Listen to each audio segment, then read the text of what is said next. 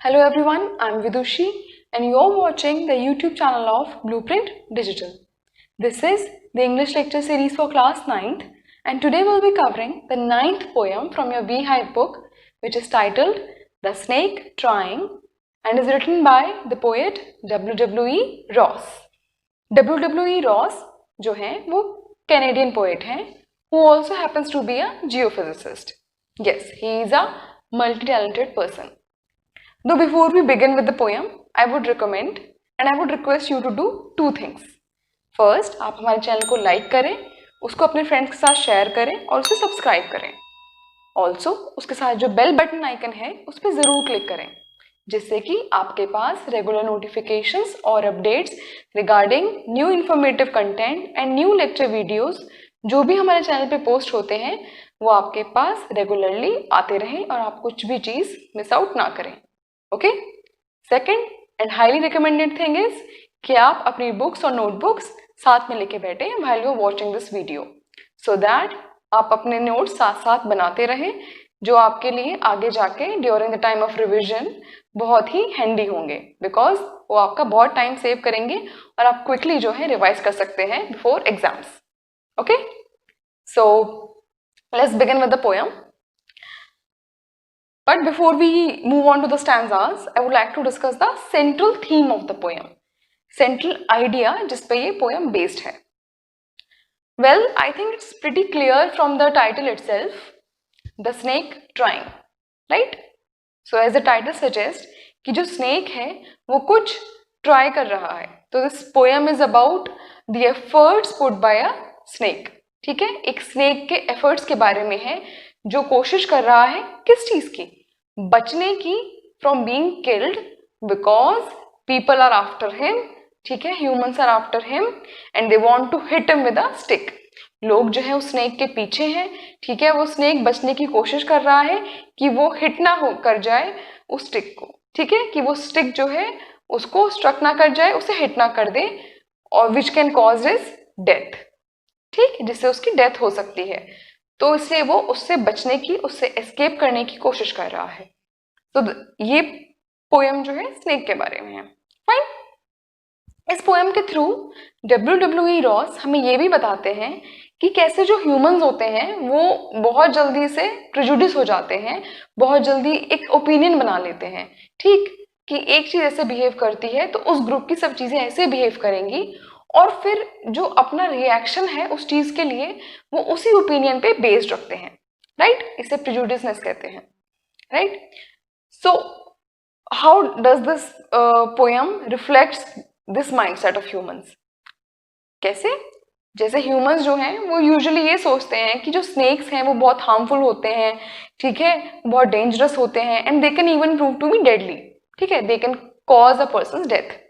तो हम सब स्नेक्स को इसी ओपिनियन से ट्रीट करते हैं. ठीक है, हमें लगता है कि सारे स्नेक्स जो हैं वो डेडली हैं, वो पॉइजनस हैं, वो हार्मफुल हैं, और इसलिए the moment we spot a snake without even thinking कि वो एक्चुअल में किस टाइप का स्नेक है, वो पॉइजनस है या नहीं, वो कितना हार्मफुल है, humans want to strike it down, humans want to hit it and humans want to ensure कि जो वो स्नेक है उसकी डेथ हो जाए. राइट.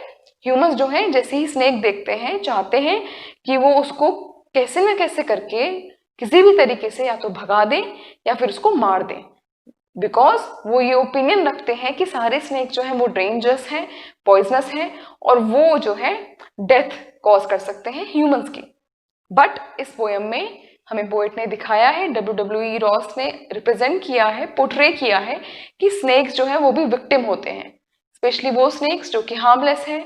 ठीक है, वो विक्टिम होते हैं because they are trying to do anything bad to you. ठीक है, वो किसी को मारने की कोशिश नहीं कर रहे, बट फिर भी लोग जो हैं उनके अगेंस्ट काम करते हैं, उनको मारने की कोशिश करते हैं, बिकॉज वो उनको भी पॉइजनस स्नेक की तरह ट्रीट करते हैं जो कि उनके लिए हार्मफुल हो सकते हैं.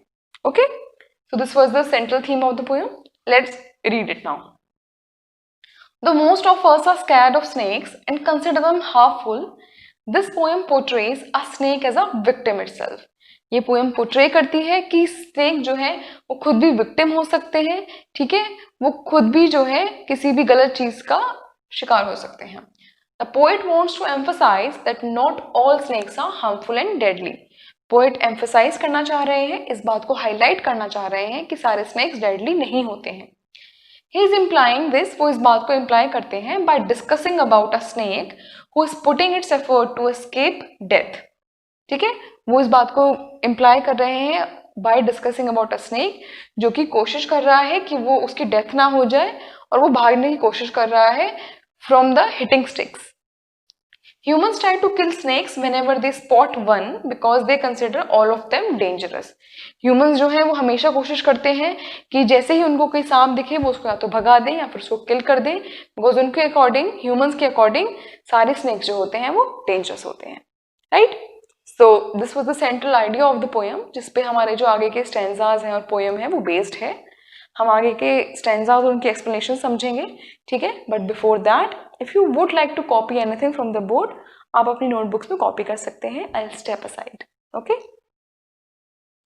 सो let's begin with the poem explanation now.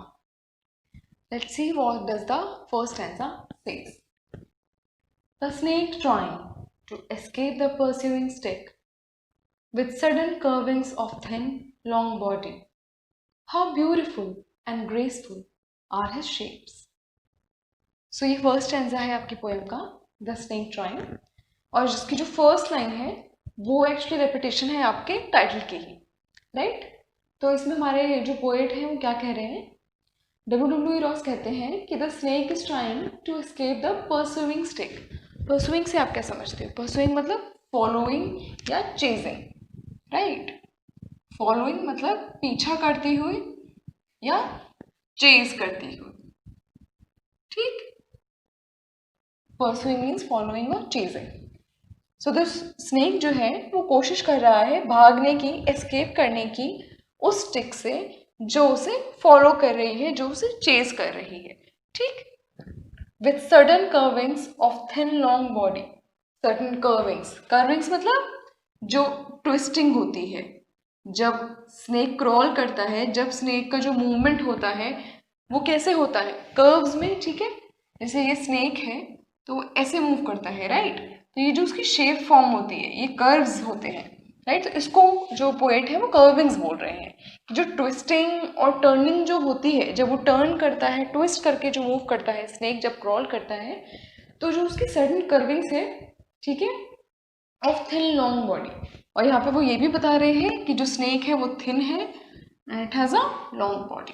So thin long body, ठीक. द स्नेक इज ट्राइंग, वो बोल रहे हैं कि स्नेक जो है, जो स्टिक उसको चेस कर रही है, and obviously stick, it's not a magical stick कि वो खुद से चेस कर रही है.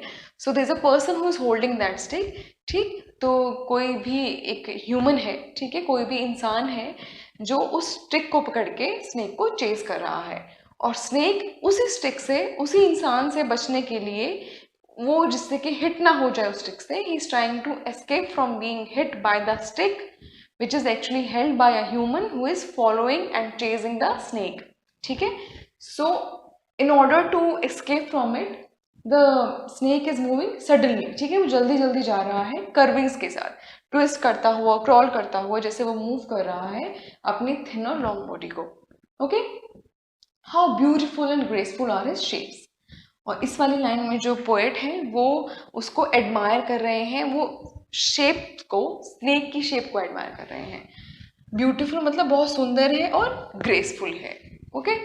और आर हिज शेप्स, कौन सी शेप्स, ठीक. स्नेक की जो ये वाली शेप है, कर्विंग्स जो हैं, जो फॉर्म होती है बॉडी की, जो उसकी बॉडी की शेप फॉर्म होती है जब स्नेक मूव करता है, जब वो क्रॉल करता है, तो वो जो कर्विंग्स, एक एलिगेंट और बहुत ही ग्रेसफुल कर्विंग जो फॉर्म होती है स्नेक की, वो उसको एडमायर कर रहे हैं और बोल रहे हैं कि उसकी जो शेप्स हैं, जो उसकी फॉर्मेशन है, मूवमेंट की जो फॉर्मेशन है, वो बहुत ही ब्यूटीफुल है, ओके.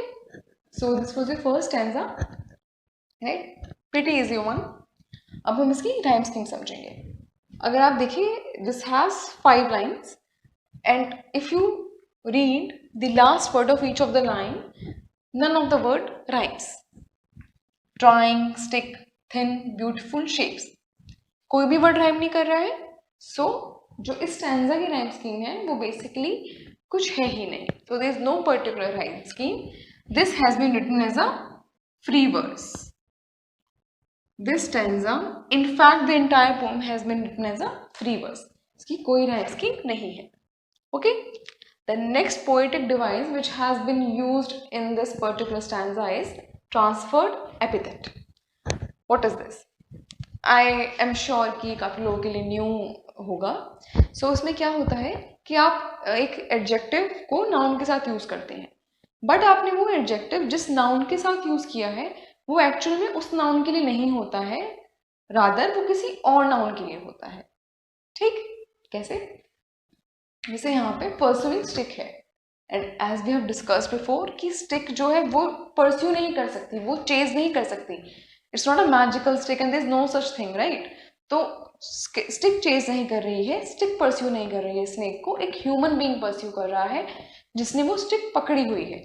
सो बेसिकली ये जो परस्यूइंग स्टिक है ये जो है आपका ट्रांसफर्ड एपिथेट है. What is transferred epithet? अब इसकी आप फॉर्मल डेफिनेशन एक बार देख लो. When the adjective used with a noun actually refers to another noun. कि आपने जिस नाउन के साथ वो एडजेक्टिव यूज किया है एक्चुअल में रियलिटी में वो किसी और नाउन को रेफर कर रहा है, उस नाउन को रेफर नहीं कर रहा जिसके साथ वो यूज किया गया है. ठीक, यहाँ पे परस्यूइंग स्टिक जो है वो ट्रांसफर्ड एपिथेट का एग्जाम्पल है. कैसे? Because pursuing actually refers to the person holding the stick. ठीक है, परस्यूइंग जो है वो पर्सन कर रहा है, who is holding the stick. ठीक है, it does not refers to the stick itself. ठीक है, क्योंकि स्टिक तो चेज नहीं कर सकती. ठीक है, तो एक्चुअली परस्यूइंग जो है वो उस पर्सन को, उस ह्यूमन को रेफर कर रहा है जिसने वो स्टिक पकड़ी हुई है. So this adjective is not for the noun stick but for the noun human और the person who is holding the stick, right? So this is the transferred epithet which has been used in this stanza of your poem. Okay, so this was the first stanza. We'll move on to the second, but before that आपको कुछ अगर board से note करना है तो आप कर लीजिए. I'll step aside. Let's now read the second stanza. He glides through the water away from the stroke.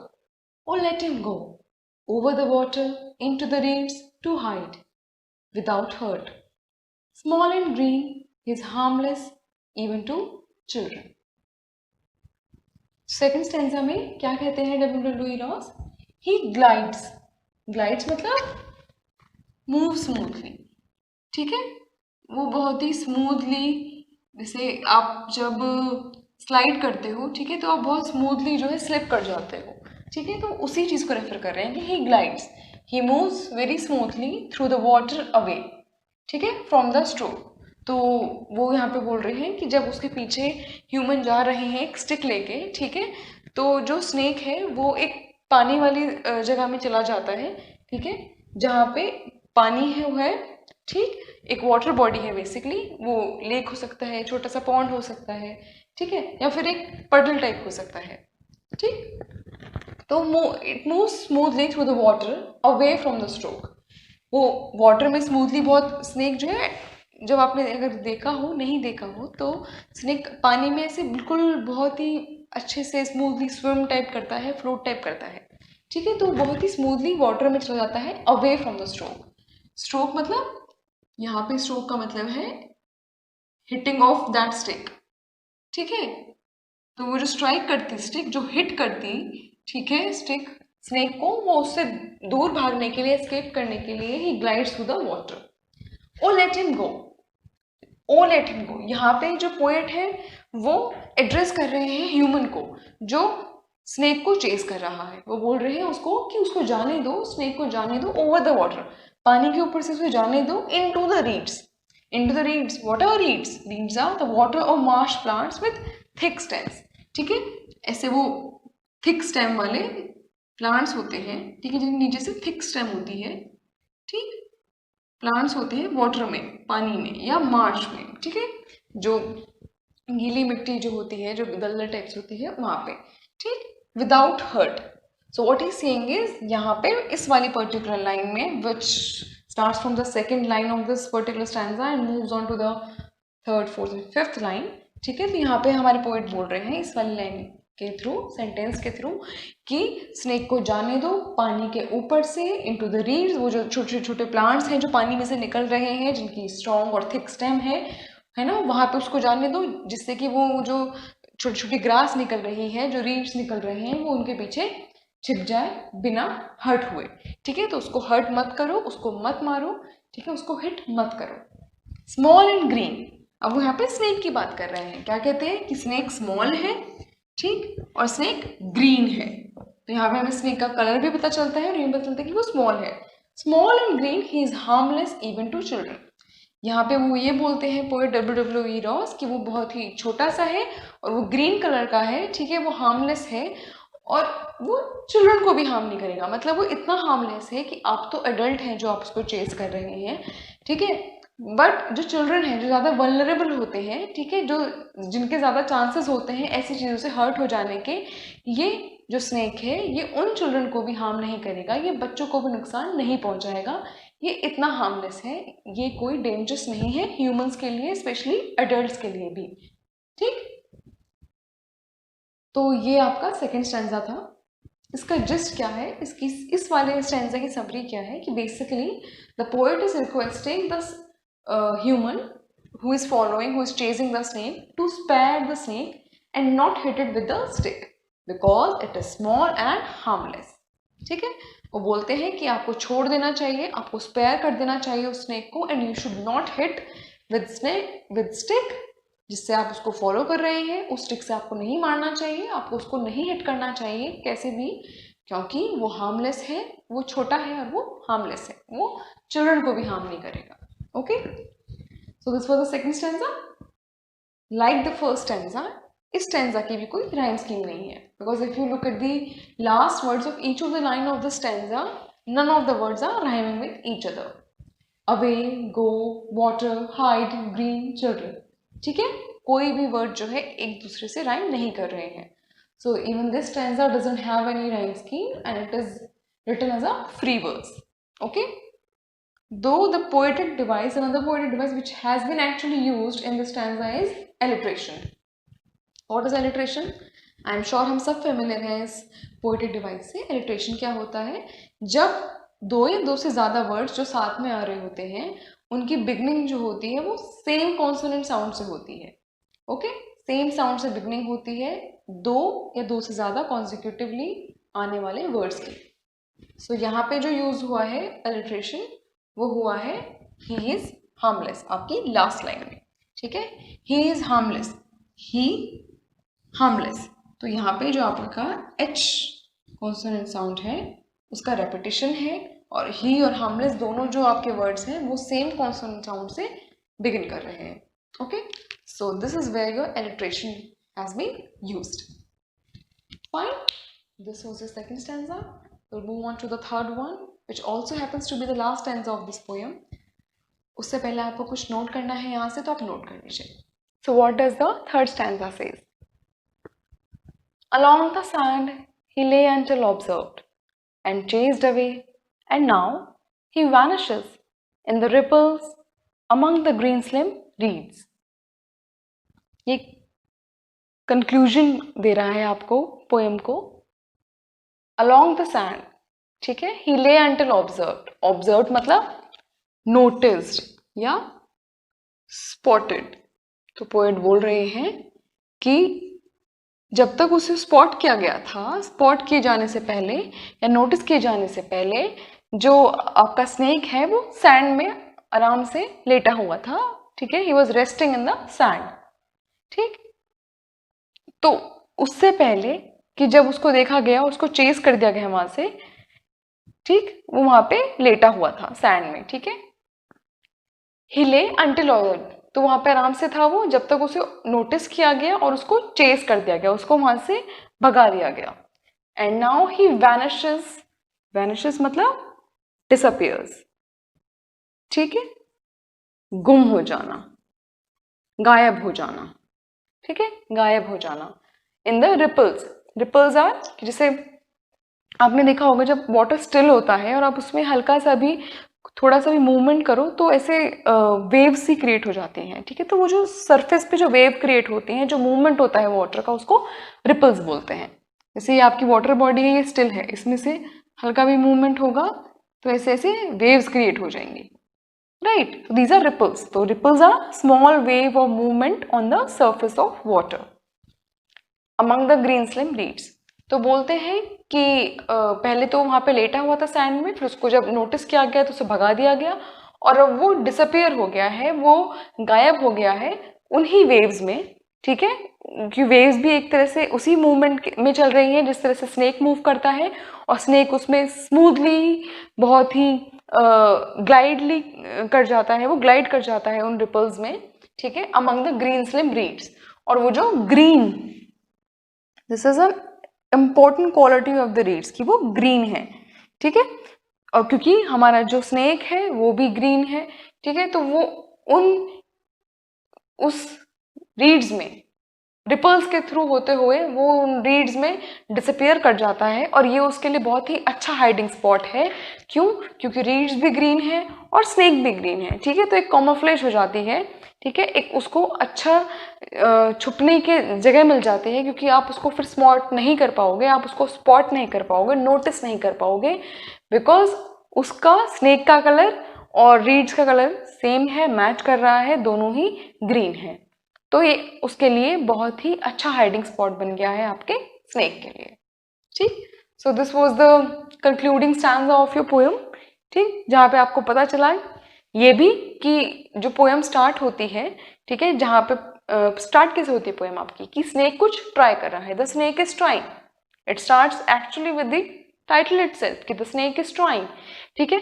तो उसकी जो ट्राइंग है, जो उसकी कोशिशें हैं, उसके जो एफर्ट्स हैं जो वो लगा रहा है बचने में, एस्केप करने में उस ह्यूमन से जो उसके पीछे स्टिक लेके भाग रहा है, उससे पहले हमें ये पता चलता है लास्ट स्टैंजा में कि उससे पहले जो हमारा स्नेक है, जो स्नेक ग्रीन स्नेक है, स्मॉल ग्रीन स्नेक, वो एक सैंड में लेटा हुआ था, वो सैंड में आराम कर रहा था, he was resting in the sand, पर उसको फिर भगा दिया गया, और अब वो कंक्लूजन ये निकला है कि अब वो गायब हो जाता है, ठीक, रिपल्स के थ्रू होता हुआ, रिपल्स में और उसमें रीड्स, जो ग्रीन रीड्स हैं, उसमें वो डिसअपियर कर जाता है। Okay, so this was your last stanza with which we complete the poem, ठीक है। स्टैंजास हो गए कंप्लीट हमारी पोएम के। इसकी अगर हम राइम स्कीम देखें, so just like the previous two stanzas, this stanza 2 is missing rhyme scheme. There is no rhyme scheme present in third stanza as well, right? छोटा सा stanza था. Now we'll move on to the questions. So few of the major questions which can be asked from the poem The Snake is Trying are: first question, what is snake trying to escape from? And this is a very obvious question कि snake किससे बचने की कोशिश कर रहा है, because poem का यही title है, so this can be the major questions that can be asked. The snake is trying to escape from being hit by the person who is following or chasing or pursuing it with a stick. ठीक है, कि वो कोशिश कर रहा है, is trying to escape from being hit, वो hit होने से बचने की कोशिश कर रहा है, ठीक है। और उसको हिट कौन कर सकता है? वो पर्सन जो स्टिक लेके उसको फॉलो कर रहा है, या फिर चेस कर रहा है, या परस्यू कर रहा है। Okay, second question that can be asked is: is it a harmful snake? क्या आपको लगता है वो स्नेक हार्मफुल है? What is its colour? उसका कलर क्या है? According to the poet W.E. Ross, it is a small and harmless snake, ठीक है। वो स्मॉल है और वो हार्मलेस है हमारे पोएट W.E. रॉस के अकॉर्डिंग।